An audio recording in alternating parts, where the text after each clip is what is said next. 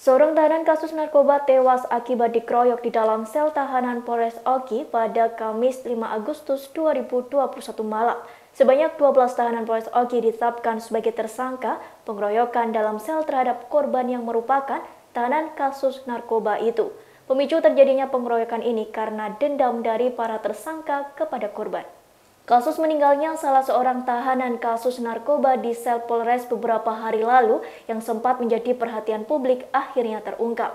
Dikutip dari tribun-sumsel.com, korban yang diketahui bernama Benny, 40 tahun, meninggal akibat dikeroyok oleh para tahanan lainnya. Saat ini sebanyak 12 tahanan Polres Oki ditetapkan sebagai tersangka pengeroyokan tersebut. Bahkan, jumlah pelaku bisa bertambah menjadi 20 orang tergantung dari hasil pemeriksaan yang saat ini tengah dilakukan petugas. Dikutip dari tribun-sumsel.com, seorang tersangka bernama Hermansyah menyatakan dengan sadar melakukan tindak penganiayaan kepada korban. Dikarenakan emosi lantaran teriakan dari penghuni sel lain yang menyatakan bahwa korban merupakan seorang cepu atau informan. Dalam kejadian itu, Hermansyah mengakui memukul korban sebanyak 3 kali di bagian leher.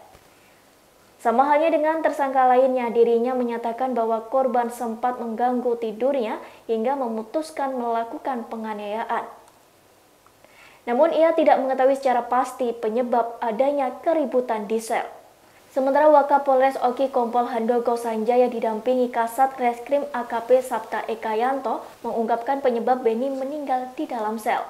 Kejadian ini bermula pada Rabu 4 Agustus 2021 pukul 21 waktu Indonesia Barat. Korban masuk ke dalam ruang tahanan Polres Oki dikarenakan sedang menjalani perkara penyalahgunaan sabu-sabu.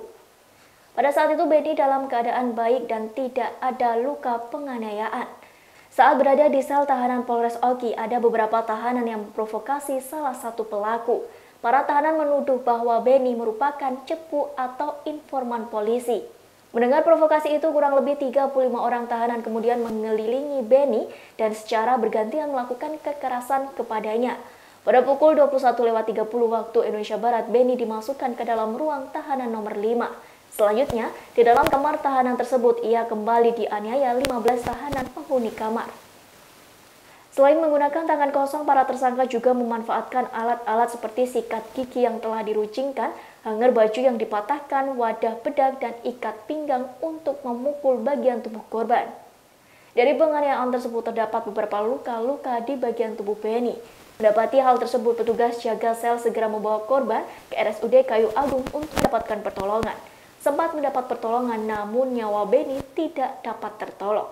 Demikian Tribun Update kali ini, nantikan berita yang lainnya hanya di kanal YouTube Tribun News. Terima kasih sudah nonton, jangan lupa like, subscribe, dan share ya!